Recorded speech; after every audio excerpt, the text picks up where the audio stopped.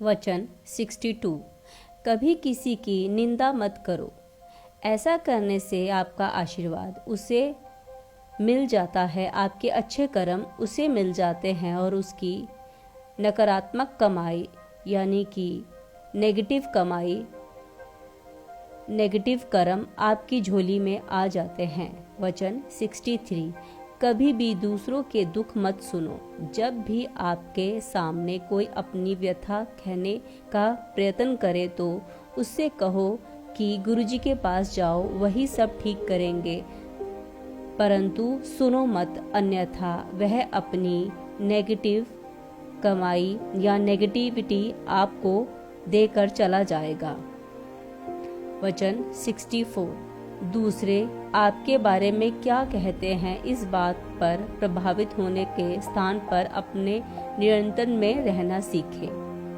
वचन 65। प्रार्थना और पाठ सदैव इतनी शांति से करना चाहिए कि आपके आसपास बैठे किसी को पता नहीं चले कि आप पाठ कर रहे हैं। इसी प्रकार दान भी गुप्त होना चाहिए, एक हाथ को पता न चले कि दूसरे ने कुछ दिया है। वचन 66। घर में नागफनी और बोनसाई जैसे ना बढ़ने वाले पौधे नहीं लगाने चाहिए। वचन 67। अगर सेवा के पीछे कोई अप्रत्यक्ष स्वार्थ छुपा है तो यह निस्वार्थ सेवा नहीं है।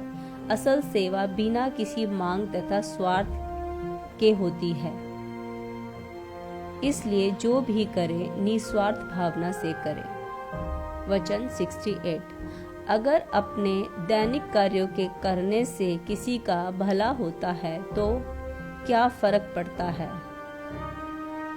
अगर आप किसी भी तरह से काम आ सके तो उसकी सहायता जरूर करें। वचन 69। जो वास्तविक गुरु है वह हमेशा अपनी पहचान गुप्त रखते हैं और जो आगे बढ़ कर अपने बारे में स्वयं ही बताते हैं वह सच्चे गुरु नहीं होते। वचन 70। एक बार हम गुरुजी के साथ रात के 2 बजे तक बैठे थे और गुरदास मान जी का गाना रातों को उठ कर चल रहा था। उस समय हमें पता लगा कि गुरुजी हमारे लिए कितनी प्रार्थना, कितना तप करते हैं ताकि हम रातों को शांति से सो सके। गुरुजी कभी सोते नहीं थे, वह निरंतर पाठ करते रहते थे।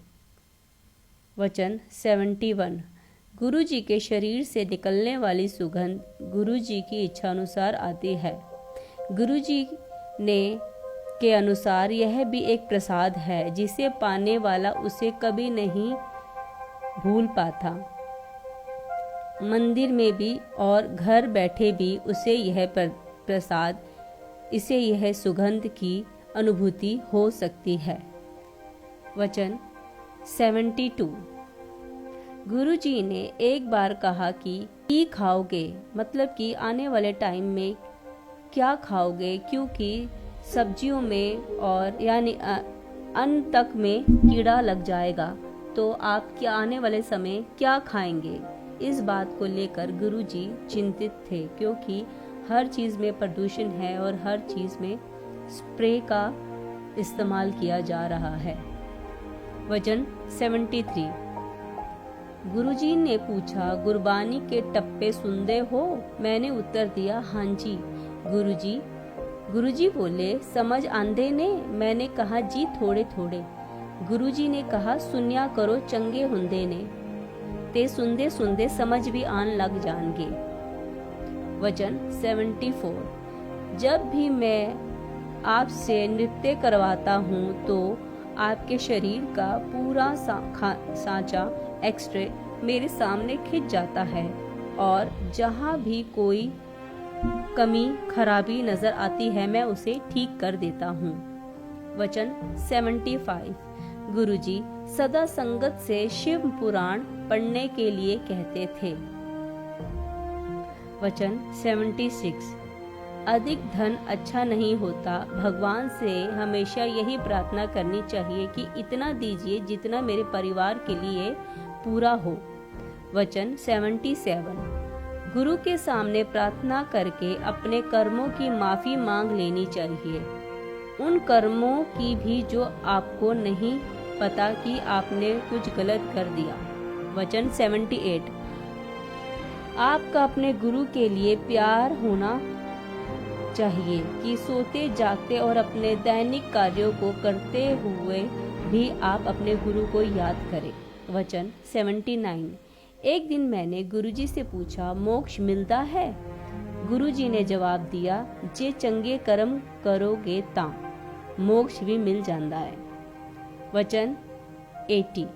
मैं एक रासिक बैरागी हूँ जो तुम्हें पारिवारिक उत्तरदायित्व के निर्वाह के साथ साथ प्रार्थना के मार्ग पर चलना सिखलाता है। मतलब कि आप अपने गृहस्थ जीवन में रहकर प्रभु के चरणों में, गुरु जी के चरणों में लगे रहें, यह गुरु जी हमें सिखा कर गए। वचन 81। मैं सृष्टि के कार्यों में कभी हस्तक्षेप नहीं करता, लेकिन गुरु अगर कभी अपने भक्त पर मेहरबान हो जाए तो सृष्टि का लिखा मिटा कर नया लेख भी लिख सकता है।